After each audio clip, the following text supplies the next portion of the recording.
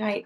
Hi, everyone. I would like to introduce the special Jen Harkle-Rhodes, civil engineer, mom of two teen girls, and creative soul.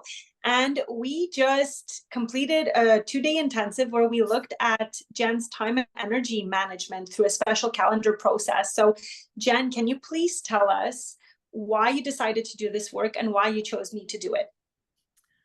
Yeah, I chose why I needed to do this work is to just get really intentional with my time and just to really see where I'm not using my time efficiently, and also so that I can lead by example in my role as a leader to my team. So kind of both for work and home. And I chose you, Kenya, and like to do this work because I haven't found anyone else that's doing it quite like this, integrating work and life and in the same intentional way based on my values. And I think that is really unique way about your process. And thank you for answering that. I actually should have asked you first to tell us more about yourself and as your work as an engineer, right? You've been in the industry for over 20 years. And can you describe the type of mind that you have? You said there's a side of you that's really logical, but you were also a dreamer and you've embraced the unique person you are. So tell us about that. Tell us Yeah. about your in engineering, but also what make you you and how you've really accepted who you are today. Yeah, I have done design consulting for 22 years. Started out as a project engineer, and now I am managing teams and have done everything from private to public sector work, and I love it. I think the part I love about it is taking people's ideas and dreams for the built environment and then actually creating documents so that they can build them. And I have a very big picture mind that can like see the vision. And then I kind of struggle with all of the pieces to get to the detail. But once I have a plan, I'm really good at executing the plan. So this process really helped me connect where I want to go and then give me the tools so that I can, actually execute and implement them in my life. So it was perfect for the way that I think. And the work that I do, and really rooted in the fact that I am a mom, and I'm very proud of that. I have two teenage daughters, and I'm wanting to lead by example. And it just became clear that I needed a little more assistance so that I could keep doing that.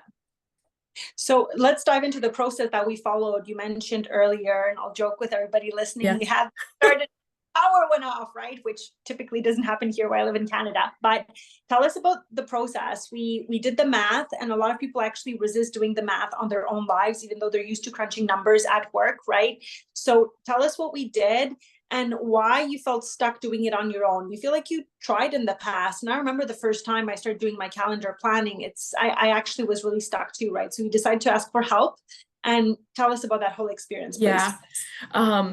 Yeah, there was two like sessions ahead of time. So you were really, digging into it and the homework. And then, I had a lot of questions because I was resisting some pieces of it.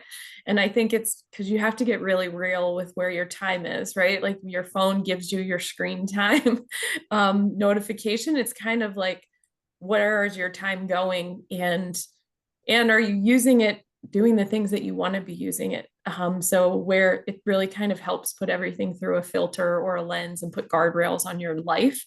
And so the breakdown of the math was that there's things I need to delegate, and they were shockingly clear once you actually break down the math. So I think for engineering minds, it's hard not to see the patterns, or at least the numbers don't lie. And so the breakdown of the numbers was kind of the first step that really was eye-opening, and necessary before I could really dig into the details of what my week should look like, or Yes, yes. what I want them to look like, so that I can, achieve what I want to in my job and in my life. So I am not an engineer, yet I've worked with hundreds of engineers, both in my public workshops, my corporate workshops, and dozens in the MoMBA program. You mentioned something very special during our call saying that you haven't seen a space like this anywhere else. You looked, but you saw that what the work I'm doing with engineers is really unique. What is unique about engineers coming together as mothers Yeah. to go through their life planning experience together versus simply engineers coming together as women to break barriers in the industry?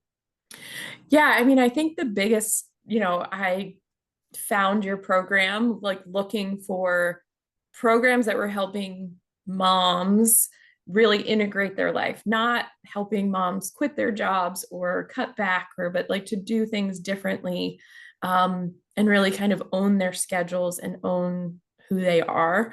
Um, so I think that piece of it I was drawn to. That's kind of what drew me in. But then being in the community, it was it was refreshing that we weren't coming together as engineers. We were coming together as moms, really, who had similar backgrounds, so we could very much understand the challenges in a male-dominated industry that we face. And in that transition period, where you're transitioning from somebody who's really probably worked at their career for a certain number of years and then is now transitioning into trying to do that as a career mom. I was a little bit further along in my journey than a lot of the women in the group when I was doing it. And it was great. It felt like a space that I wish I would have had when I first became a mom. I would have jumped right in, but there's nothing like that going on and or that existed. And so it really kind of creates a sacred space for you to kind of come in and be vulnerable. And it was just so supportive also, but like very tactical. So engineers like to have like very tangible things, takeaways, action steps. And it wasn't just the mindset piece. It was how are we gonna do the things? So it was really complemented, the masculine and feminine energy and how you can bring that all together in a way that feels good for your individual person. Thank you. And there are a lot of coaches out there who specialize in maybe personal branding, or maybe they're a parent coach, or maybe they're finances. But in this space and community, we look at how all the pieces of the puzzle fit together. It's like a building. If you're missing the foundation or you don't have the windows, something's going to break or crumble. So it might be hard to understand why it's so important, but now that you've been through the process of looking at your life holistically and then getting to the chunk of a 12-week year for you, Yeah. how could you explain to other engineers what to expect from the process of big thinking to essentially narrowing it down to how it applies to your life? Yeah. I think that it's like kind of, I mean, for me, I do site design, so site development. So it's like taking it from a concept level to a construction document level. So it's that big vision. I've had a vision for my life or a mission that I wanted for a long time, but it's like, it's pretty big. So it's like, how do you break that down? And I know that it's step by step, but if you really want to be more intentional with how you're doing that, it really takes digging in and getting really detailed, because your time is your most valuable resource. And, we know how to do it in most of our jobs if we bill hourly, like I have always. But then like we're not valuing that time the same, like I've read Fair Play and Eve Brodsky, and it's like our time is diamonds. And that learning that concept, that holding your kid's hand in a doctor's appointment is just as valuable as being in a boardroom or in being, presenting a meeting, is this mindset shift. But when you really start to make that shift, you see that everything that you do is really valuable. And especially for me, I'm wanting to be more organized, and like being more organized helps me be more fun as a mom. It helps me have more joyful moments. And I'm at a season in my life as well where I am wanting to mentor my team and my staff. And I really want to do it from a place of like leading by example. And so this was just really the next step for me. But I really feel like I wish I would have had this like 10 years ago. So I want to ask one final question because it was such an honor to do this with you. I love your bold vision for how you want to lead by example. And I had these moments in the breaks thinking, Jen, you are, for lack of a better term, we can say it a little bit more humanly, but it's like the end product that I want to encourage the women who are a decade earlier in their journey than you. I'm like, this is what I mean by what I want to create about it. An embodied engineer who leads from within, not to fit in, right? So when you're early here and you don't see the value of the work you bring to the table, I think there's this big hustle because they want to, you have to fit into this man's world. And everything you mentioned over this weekend, you talked, now I want to do things differently and lead by example. So as my final question, can you tell us how you are leading by example in your current position, why you are in your dream job, and what you would like to say to those moms who are engineers and who have kids who are, in that earlier stage of life? Yeah. I think I thought that I had the same opportunity as every other man in my industry for the majority of my career until I became a mom. And then it became very clear, not that children was my limitation, but that my priorities shifted in how I wanted to feel in my life. And that didn't fit in. And so there's like I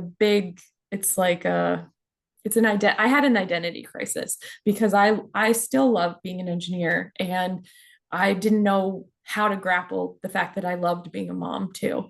And so I think I learned a lot. Like, I hustled hard, and then I didn't really know how to not hustle as a mom as well. And I'm a problem solver, so it's always like we figured things out, and my husband was a helpful person in that relationship. And so we were able to always make it work. And I then got to a point where I felt like I was on the right track, I guess is what probably the best way to say it. And then my priorities shifted again. And I think that that's what we need to what I've learned through the last 2 decades of being an engineer is that your life priorities are going to continue to change. But if you're not clear with what your vision is, it's hard to actually step away from something that maybe isn't really in alignment anymore, or to stay when it is. You just might need different accommodations. And how do you advocate for yourself in that way? So I am leading by example because I'm being very transparent. This job is a balance of, my big pivot a few years ago is I wanted to not be so much in project management. I wanted to be more in leadership. I didn't want an operations role. So it was just like, I couldn't really figure out what was the best fit for me. And through a lot of trial and error and, a pandemic and lots of things, I'm in a role where I'm a project delivery leader. So I'm managing the people that are managing projects, and I have the project experience to know exactly how to do that. So I managed projects for 20 years. And now I'm in a role where I'm helping others and mentoring others in how to do that in a way that hopefully they don't burn out. I did experience some significant burnout with some significant life experience. And that's the last thing I want anyone else to have to experience. So I'm trying to lead by example of, I'm a mom, I am a caregiver, I love engineering, I am flexible, supportive, but it's like I'm also trying to, be very accountable to my team so that they feel supported when I am having to have a flexible schedule, right? So that I can manage it all. And with that trust from my manager and peers, I have just been very supported, and I'm showing up, I feel like, the best I ever have in my career. And that's why this work was even more important right now for me, to just really lean into where I am and, teaching others some of these tools that I wish I had before so that they can get to where I am faster than I did. That's really what my dream would be, is everybody gets here faster than I did and with a lot less pain. So. Well, thank you so much for your trust. It's been a gift to do this with you. And for anybody interested in a VIP intensive or the MoMBA program, please contact me via DM on LinkedIn or Messenger, and then we can talk about how we can customize it for you. Jen, thank you so much for your time, and I will see you backstage. I'm manning this on my phone, and here we go. What do I press? Perfect. Thank you.